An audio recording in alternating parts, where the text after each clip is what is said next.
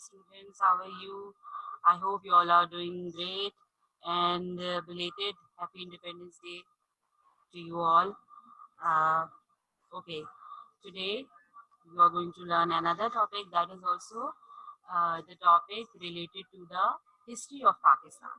And today is 15th August. You just have celebrated 14th August, so you will feel good to learn about its creation, the creation of our homeland. Okay, before starting, the same instructions I will give you. Do not turn on your cameras during class. You should have your textbook as well as required stationery and ask questions after completion of the lecture.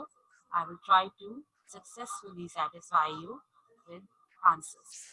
Okay, okay, let's start the chapter Qaeda-Azam and his vision for Pakistan. The chapter is not actually about Qaeda-Azam's life. It's about Qaeda-Azam's vision, Qaeda-Azam's perception for Pakistan. What kind of Pakistan Qaeda-Azam wanted to see. And page number is 59. So you all are supposed to open page number 59 very fast. Okay. This is the chapter, Qaeda-Azam and his vision for Pakistan. I will read side by side, make you understand. Some lines I may skip for reading because you are very good at reading. So I don't need to read each and every word. Okay. Qaeda-Azam Muhammad Ali Jinnah was one of the most dynamic personalities. Dynamic, very impressive, very very good, excellent, and in the form in the term of having qualities, personalities of South Asia, because it was British India at that time, and India, Pakistan, the present day India and Pakistan, and some other territories that's called South Asia, who became one of the top barristers of Bombay. Qaeda-Azam, as you know, by profession, he was a barrister, and he was not a regular or an ordinary barrister. He was one of the top barristers of his time. And where would he live for practicing his job? The place was Bombay, a very famous city in India, still present day India. Now it's called Bombay. Okay, he led the Muslims majority areas of subcontinent to become an independent state called Pakistan. He was the leader of the Muslims at that time, and that's why he became the founder of Pakistan, where they could live honorably. He wanted a country or a separate state for the Muslims, especially for the Muslims of India that time, to live honorably with full respect, with full rights, according to the teachings of their faith, without any kind of restriction to do something or to do or to not to do. So they could live according to him. He wanted a state where they could live according to their teachings, according to their culture and civilization, according to the teachings of their faith, according to teachings of their religion.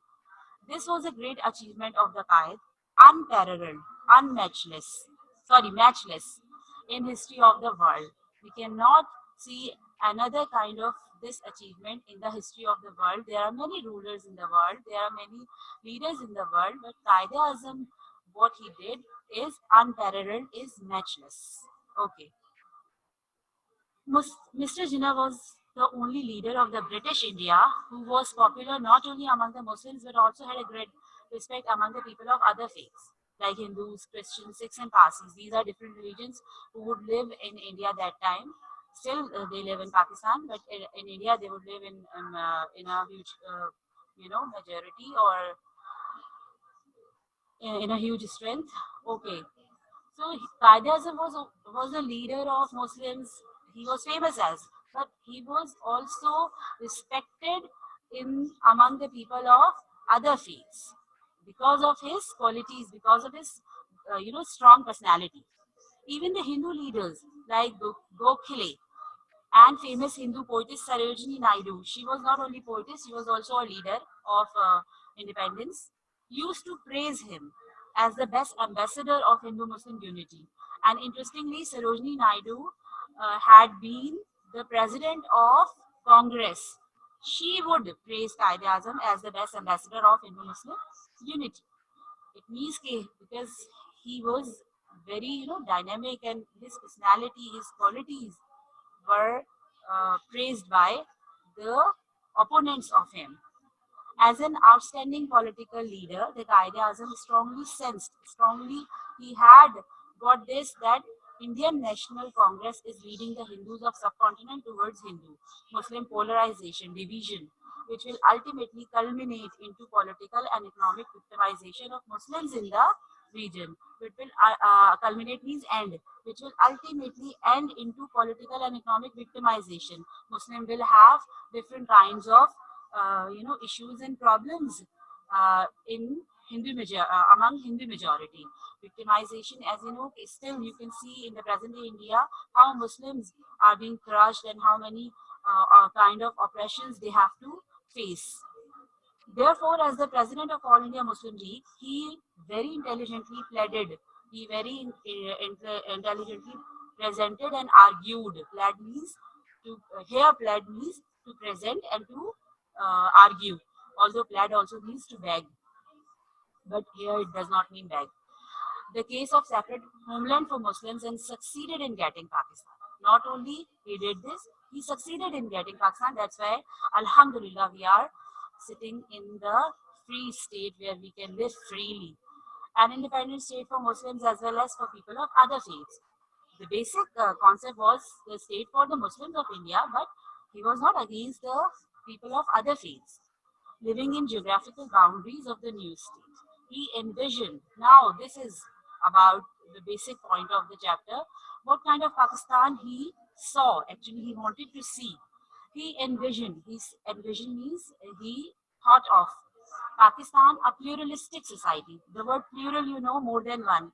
The pluralistic society where different people of different community could live with equal rights, with having or with enjoying equal rights as a nation state.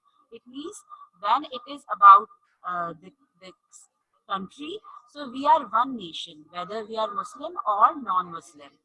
Ensuring equal rights for all as citizens of Pakistan. As citizen of Pakistan, religion does not matter.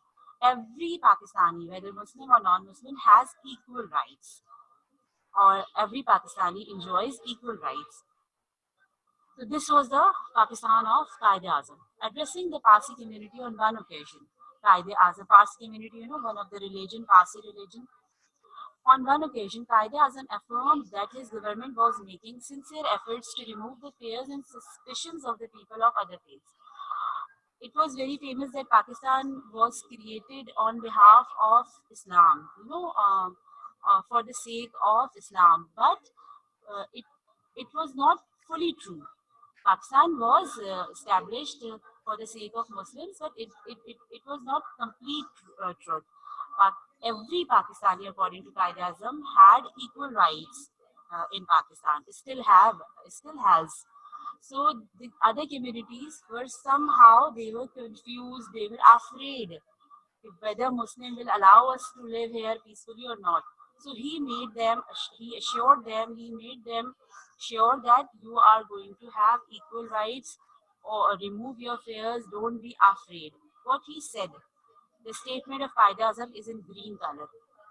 Pakistan provides an ample, enough, or more than enough, sufficient, ample means sufficient, feel forward the outlet, for the outlet, it's not forward, for the outlet of their genius. Genius means brilliance, intelligence, it's a noun.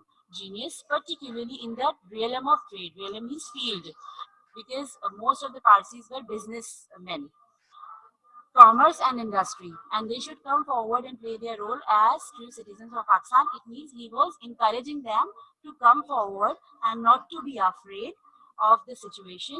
He said, come forward as a citizen of Pakistan. You are not the Pakistani citizen. You have equal rights, and you also should participate equally for progressing Pakistan. So he was encouraging them.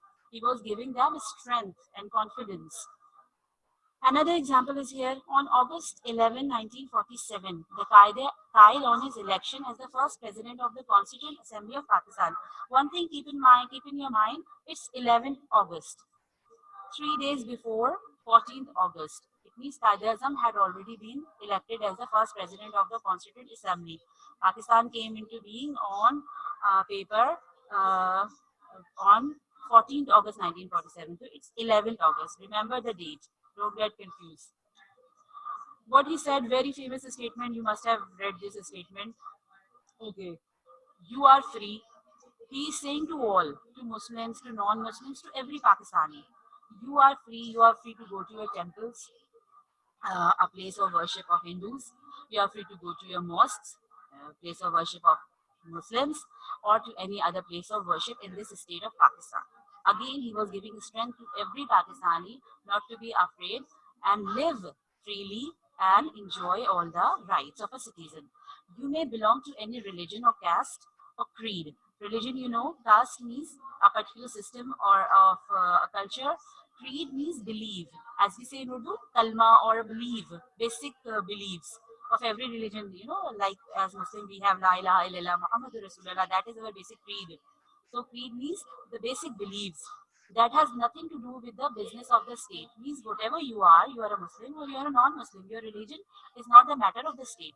The state will not restrict you to undo something or not to do something. We are standing in the days when there is no discrimination, no division. Discrimination means no division, no distinctions. Distinction also means division between one community and another. All the communities are equal because they are Pakistani citizen. We are starting with this fundamental principle that we all are citizens and equal citizens of one state. It means every Pakistani was equal in his eyes, and he was giving strength to every Pakistani. He was assuring every Pakistani by his addresses. Now, he further said in the same address, now I think we should keep that in front of us as our ideal, and you will find that in course of time that Hindus would cease to be Hindus. Nobody will ask Hindus to be Muslim, and Muslims would cease to be Muslims. It means that no one will be oppressed in any way, will be forced in any way to change their religion and their culture and their language or something. Not in the religion, especially religion. Not in the religious sense, because this is the personal faith of each individual. He has full right to enjoy his religion, to follow his religion, but in the political sense as the citizens of the state. Again, he was giving strength to every Pakistani. Don't be afraid. You are going to live as a Pakistani with full and equal rights. We further say, this is very important, girls and boys. This is very important. My guiding principles, basic principles, sorry, will be justice and complete impartiality. Justice, you know, but impartiality, justice is a very common word, you know, and impartiality means without any, discrimination of behavior among people. Means equal treatment to everyone, to the rivals in a sense of to non-Muslims. We cannot say rival. I think this is not a good word. To everyone, uh, equal treatment to everyone. And I am sure that with your support and cooperation, I can look forward to Pakistan. He was asking every Pakistani, whether Muslim or non-Muslim, to put efforts to progress Pakistan. I can look forward to Pakistan becoming one of the greatest nations of the world. If we want to, okay. So this was one more address of Qaid Azam or quotation of Qaid Azam. You can say that his guiding principle were justice and impartiality. Again, in his eyes, as a Pakistani, every citizen has a right to enjoy equal rights. And he was again over again giving strength to them by addressing at different places, at different events and occasions, that don't be afraid.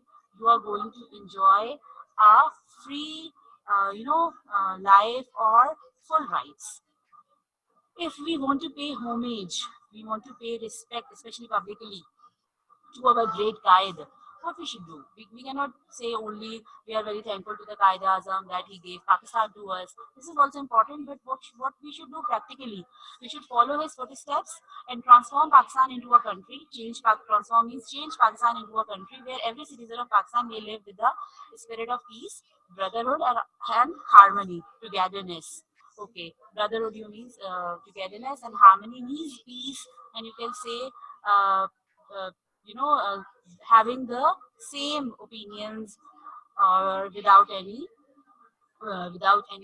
discrimination or without any kind of dispute. Yes, the same opinions without having any dispute.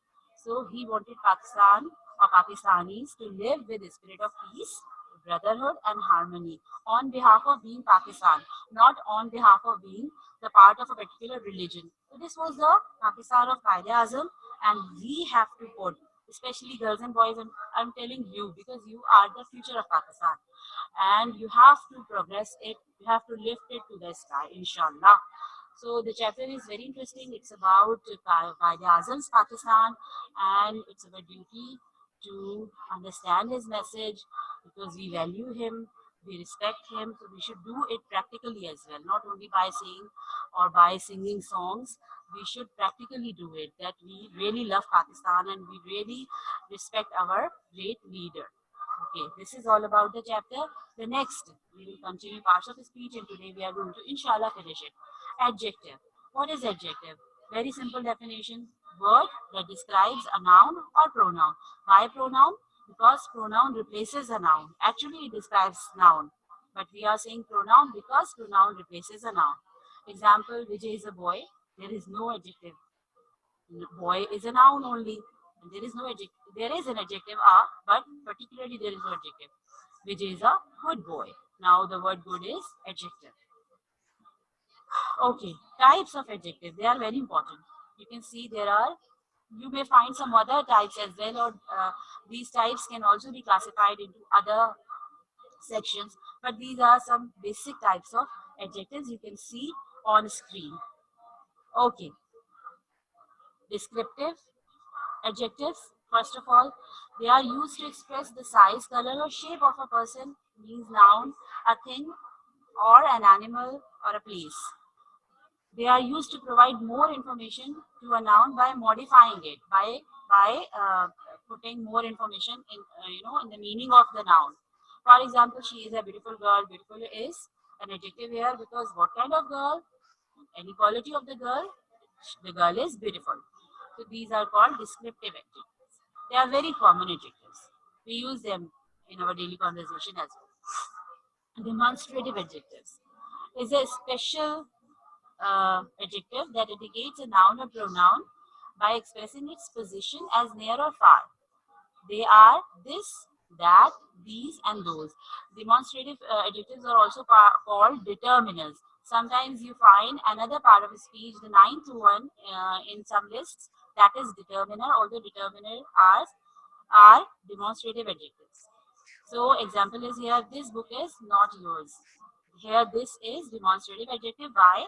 Because sometimes we use this as a pronoun, so don't get confused. The word book is here, that is noun, and the word this is describing the noun book. So that's why it's an adjective. Next is interrogative adjectives. English has three interrogative adjectives: what, which, and whose. They are usually used to ask questions. For example, what book are you reading? If I say, what are you reading? Then what is a pronoun? Interrogative pronoun. Because I am replacing the answer or that is noun in the question word what. But here the noun is already given. So what is, the word what is adjective here. Okay? Interrogative adjective. I think it's clear because sometimes we get confused between pronouns and adjectives. We think that this is pronoun. Teacher has said कि what, where, when, which they are interrogative pronouns also. But see the function of the word in the sentence properly, then you will come to know which part of speech it is. Okay, possessive adjectives. A word that indicates the possession. The word possessive is still telling you possession of the noun to a person or a few people. It shows possession of a noun.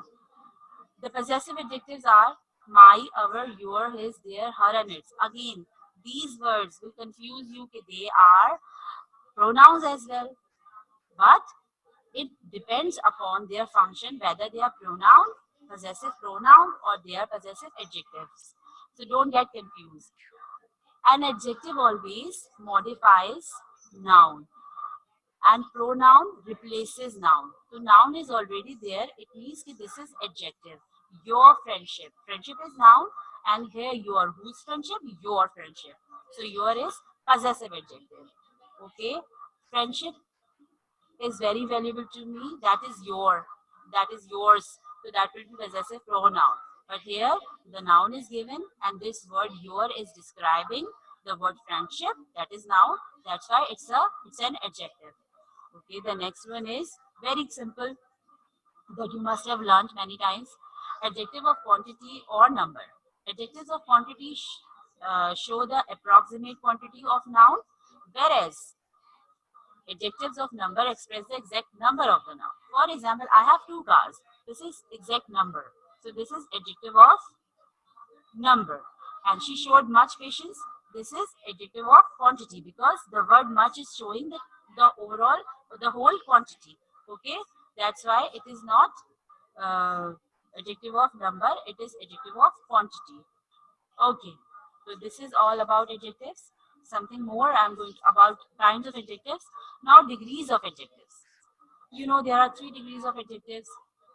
Positive, used to describe, not compare. The basic adjective, the regular adjective that we use. She's tall, she's beautiful, they are intelligent, like comparative. This is also, you can say, the second degree of adjective. Used to compare two things. That's why we call it comparative. The third one is superlative adjectives. When we say this is the best one, okay, this is on the top of the list. Least one or the best one, okay, in quality. So that's why we say is superlative. The word super is itself telling you. You used to compare more than two things. Okay, tallest, highest, longest, most beautiful, most intelligent. Okay, so these are called degrees. Adjectives are of two types, also regular and irregular adjectives. Regular adjectives are those their comparative and their superlative degrees are constructed by adding er and est. As you know, as you can see, bright, brighter, brightest, fine, finer, finest, intelligent, more intelligent, most intelligent. We also put more and most to make their comparative and superlative degrees, but they are fixed rule. We put just one word here, more and most, or we put er, okay, or est. So they are fixed. That's why they are called regular adjectives. Irregular adjectives. Their comparative and superlative degrees are different from each other. Good, better, best, little, less, least, bad, worst, worst. And in quantity, irregular adjectives are very few. You can learn them, you can practice them because they are very few. Regular adjectives are many, you can say they are countless. Okay. So, this is something you know very well. I'm just giving you an overview. Articles. Just see words used before and modifies noun. This is the definition of what? The word that modifies noun. Definition of adjective. That's why the function article functions as adjectives. Because sometimes we think these are a part of speech, but what about article? Article is also a word. Every word is any of the parts of speech. So which part of speech articles are? Articles are adjectives. They are two of kind, specific or general, with specific noun with general noun. A, an, and the. A, and the. These are 3 articles we have in English language. Okay, you know very well. Types of articles, definite article, the word the is definite article. It is put before unique or specific nouns. For example, I want to eat the apple, which is at first position from the group of apple. The clause which is at first position, it is describing the noun as a specific one. Okay, a specific about a specific apple you are talking. Okay. There are unique items as well. We put the before them. For example, part of many parts of nature, many objects of nature, like sun. We say the sun because there is no substitute of sun. It is unique. Okay, moon, other natural objects, planets. Okay, so we put the to specify them, and there are also some nouns we do not put article before them. For example, with names, I cannot say the Imran Khan. It's Imran Khan. Okay. So with before names, we do not put article, and there are other kinds of noun also where we do not put article, and they have different list that can somehow help us. Otherwise, article has a lot of clauses to learn to use them successfully. But basically, when we practice articles, so we come to know that there is a list of proper nouns. Before them, we do not put article. Okay. So right now, I don't have time to show you that a kind of list. Okay, I will inshallah try to manage it. Inshallah, in coming classes.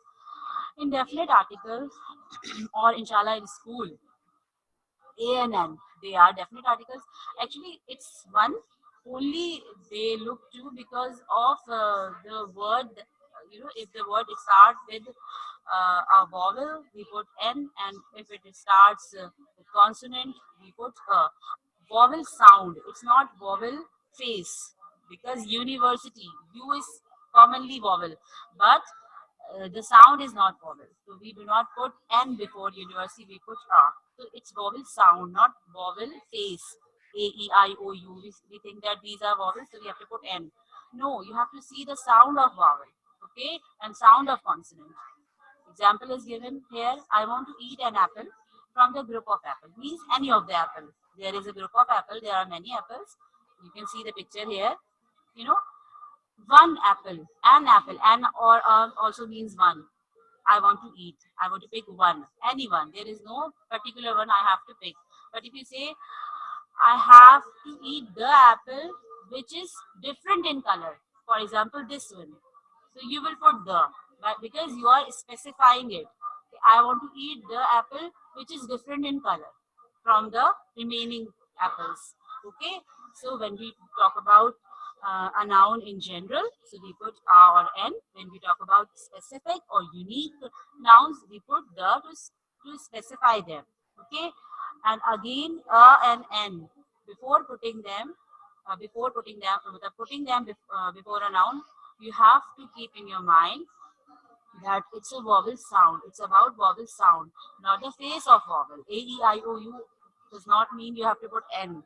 You have to see whether they sound like vowel or not. Like I gave you the example of university, another example of European, or you can say MA. Okay, she is dash MA in MA, the degree, Masters in Arts. MA in English. So what will you say? She is a MA because apparently M is consonant, but here M, A, the possible sound of alif you can see. All possible sounds of alif, they are called vowels. So it's she is an MA in English. An MA. She is a MA is wrong. Okay, I hope this is now clear to you. Let me show you the homework now. Okay, overview of the parts of speech before homework. Noun, naming words are called noun. You can see the dog hall here. Dog is noun because it's the name of an animal. Sorry.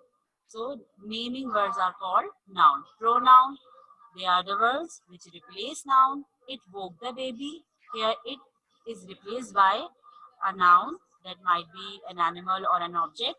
So we are using it here to replacing any particular noun. So it's a pronoun. Pronoun replaces noun. Okay. Verb. The loving mother comforted the baby. Actions are called verb.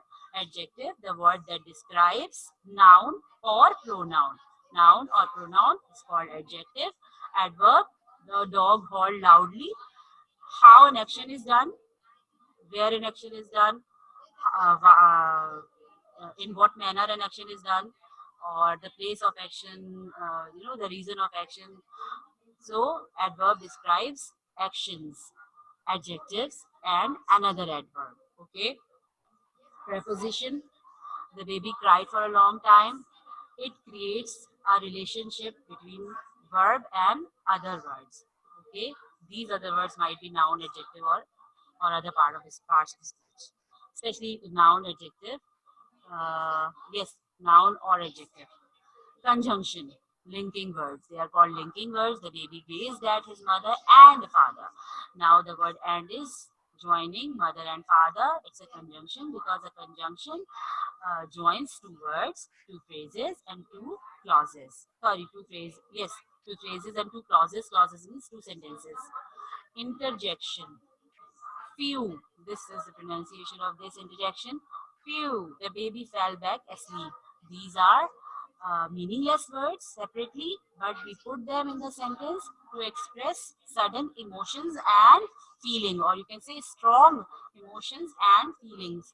So these are 8 parts of speech which you have learned once again, or I should say you have revised once again, and I hope you have remembered if you have forgotten something about these parts of the speech, and this practice will help you to write good write-ups or good answers, inshallah. Okay, now homework I'm going to share with you very quickly. Words meaning, you can see, take screenshot quickly, dear girls and boys. You can see 8 words on this screen. Quickly, I'm not going to read. Okay, quickly take a screenshot of these 8 words on this screen, and then I will move for the second one. Okay, now some more words, because in this chapter there are many words which are very interesting and might be new for you. Okay, for example, the word creed, the word discrimination, impartiality, okay, ample, realm. I think some of the words might be new to you. Okay, take screenshot once again quickly, because we have to move for further, screens. Okay, you have taken, I hope you have taken screenshot successfully. Textual questions that you always are given. These are 5 on this slide. You can see, okay, on this screen you can see. Actually, in this slide, on this slide, they have different, concepts. So don't get confused if the teacher is saying on this slide, it should be in this slide, because you are seeing this slide as a now as a monitor or as a picture. So that's why I'm saying on this slide. What image message reply doesn't give on 11th August 1947? There are these 5 questions I chose for you. I'm giving you to do in fair copy. Okay, I think you have taken screenshots. Textual blanks, which are very important, and you have to practice more blanks on your own, and make more blanks on your own as well, at least in your rough copy. Okay, see these 6 blanks on this slide, on this screen, or you can say in this slide or on this slide. Okay, okay, I think you have taken the screenshot. Grammar homework, adjectives. You will do this homework in grammar portion. Okay, you have to put the degree of adjective accordingly. The correct degree of adjective in the sentence. Which one here is required? Okay, when we put the, so we always put number 2. You can see we always put which degree of adjective? Superlative one. Okay, I'm just telling you to make it easier. I know you know very well. You can do, mashallah. You are very intelligent students. Okay, I trust you fully. But as a teacher, I'm just telling you one or two. Okay, uh, these 5 blanks and exercise 1 and 2, page number 63. Okay, these are the 2 exercises given on page number 63. You will do in your book. No need to rewrite in copy. Okay, don't get confused. Next one, articles. As you learned articles today, I just described it, very briefly, but I think you have already learned about articles, so you will successfully do it, correctly. 8, you can see, acha. Options I have given once because they are same for every blend. That's why I have given on the top a, and the, none of these. It means no article is required. Okay. I hope you have taken a screenshot. This is all from my side. Students, I hope you have got what I taught you and you will show good work. You are standing by showing good work in copies, neat and clean and properly answered. Okay. And there are two portions, textual and grammar and composition. So do work accordingly in that particular place, portions which are to be occupied for this specific work. So this is all from my side. Hope you got it successfully. Allah Hafiz and take care.